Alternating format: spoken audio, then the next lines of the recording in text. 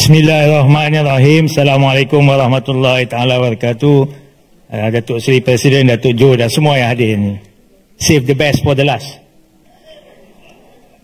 Terima kasih kerana memberi peluang kepada saya. Saya tak nak keluar daripada skop yang sangat luas. Perlu 1-2 jam untuk ulas. Tapi selama seminggu ni setelah diberi amanah, saya baca lebih daripada 10 kali akta ni. Dan saya tengok video Ketua Pengarah Plan Malaysia 10 kali. Saya tadi nampak dia dekat sini tadi, Datuk Dr. Elias.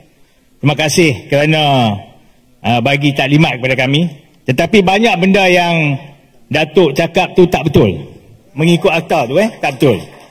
Bukan saya cakap ikut suka hati ya, tak. Saya cakap berdasarkan dokumen di tangan saya. Ni adalah URA yang saya dah study dan saya dah jumpa semua dah. Skop saya ni senang je. Nombor 1 menteri, nombor 2 tata kelola, nombor 3 projek-projek potensi, nombor 4 adalah pemaju. Itu skop saya. Nombor 1, kuasa menteri sangat-sangat besar. Sangat-sangat besar. Menteri boleh, walaupun ada jawatan kuasa eksekutif persekutuan, tetapi lebih daripada setengah adalah ahli-ahli yang dipilih oleh menteri. Selain daripada pegawai-pegawai kerajaan. So dia tak bagus. Tak bagus untuk masa depan. Walaupun ada jawatan kuasa eksekutif negeri, tetapi dia still kena merujuk kepada jawatan kuasa eksekutif persekutuan. Tak boleh. Memang tak boleh.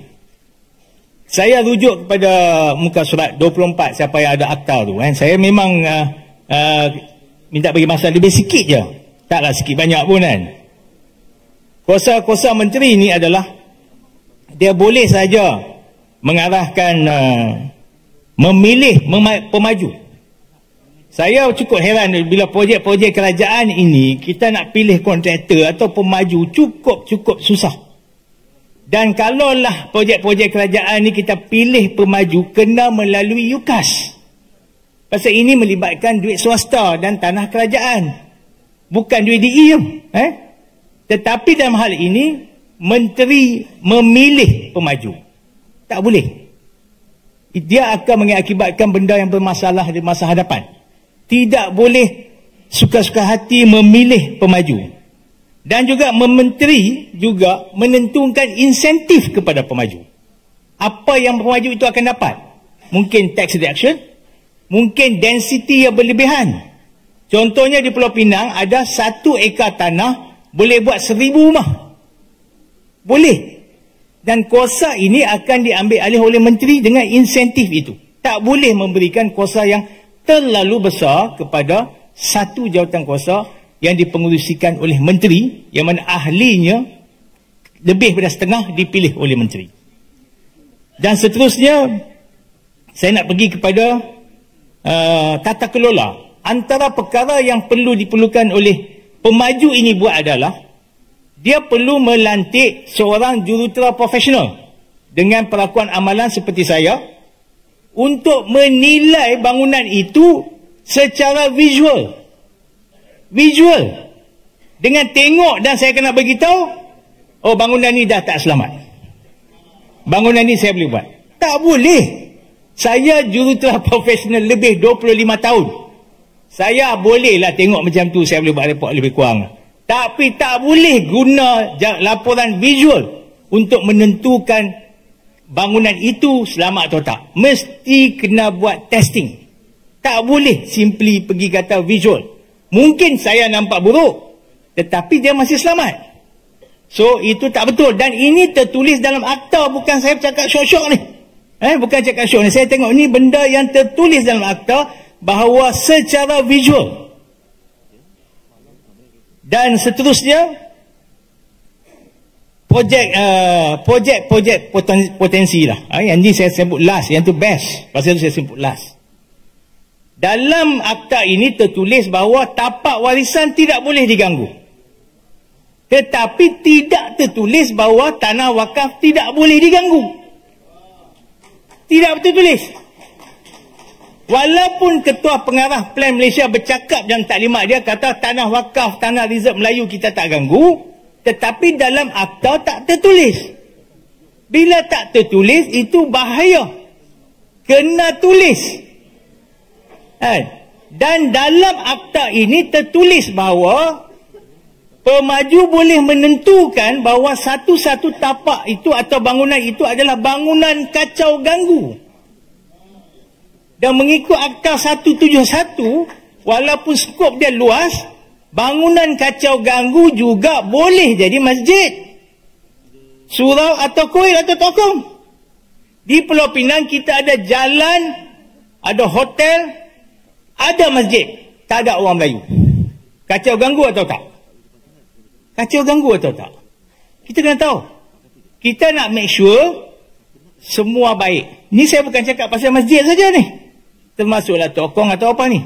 Jadi takrifan kacau ganggu perlu define detail dalam akta ini. Dan memang tak ada. Dan akhirnya, pasal kalau nak cakap ni 1 jam tak habis. Yang paling best ni saya ambil daripada slide yang dibentangkan oleh Ketua Pengarah Plan Malaysia minggu lepas hari Jumaat. 534 kawasan berpotensi untuk pembaruan semula bandar. Pembaruan semula bandar ada 125 perumahan berbilang tingkat. Okey, fair. Tetapi jangan lupa, dalam itu ada 70 kuartus kerajaan. Macam mana yang kena mengena dengan pembaharuan semula bandar dengan kuartus kerajaan ada 70 ni? Projek-projek potensi yang telah dikenal pasti 70. Ada 38 institusi. Institusi ni apa? Sekolah, bangunan-bangunan kerajaan. Pasal apa nak kacau benda ni? Ni bukan PSB. You need to make sure the developer makes money dekat kawasan-kawasan yang berpotensi. Itu je cerita dah. Dan saya juga heran, 534 ni dah di-identify. Mungkin daripada state, mungkin daripada federal. Tetapi bangunan-bangunan kerajaan jangan kacau. You nak buat pembangunan semula bandar, you nak make sure benda ni okey. Dan yang paling penting ni, kalau saya ambil skop utara lah, Pulau Pinang lah sendiri, kami ada flat kampung Melayu, 90% orang Melayu, di kawasan yang sangat berpotensi. Apabila dimajukan kelak, saya nak tahu berapa kota orang Melayu selepas siap. Density sekarang boleh pergi sampai ke 8-10 over 1 ekar. Maksudnya, adakah kota sebelum dan selepas itu sama? Kalau kita nak pastikan semua ada stable, tak ada masalah, pastikan kota Melayu, bukan Melayu, termasuk bukan Melayu, adalah sama sebelum dan selepas.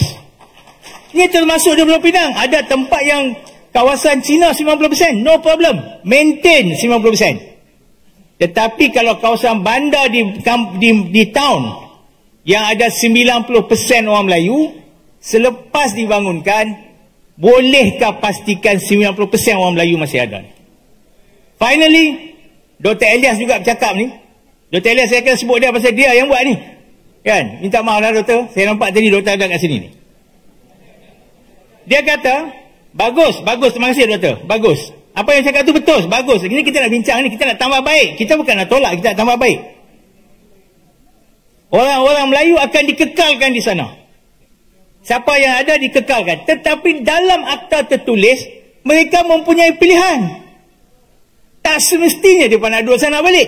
Mereka boleh ambil duit dan pergi tempat lain. Agak-agak saya yang duduk rumah 300,000, rumah 100,000, 200,000, saya dapat 2 juta di Penang. Saya nak duduk lagi di Penang tu, saya akan pergi ke Bertam, kat kawasan Datuk Rizal. Saya akan pergi seberang.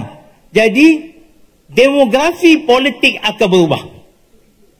So saya tak malu nak bagi tahu, kita bercakap untuk kebaikan jangka masa panjang semua orang, Melayu, Cina atau India. Jadi akta yang tersedia atas meja sekarang ini tak sesuai lagi, perlulah ditambah baik. Dan jika diluluskan nanti selepas ditambah baik pun, saya mencadangkan diletakkan di bawah Perdana Menteri, bukan di bawah Menteri KPKT. Saya ingat setakat itu saja. Terima kasih banyak. Saya sudah ingat, bila taufiq wal hidayah. Wassalamualaikum warahmatullahi wabarakatuh.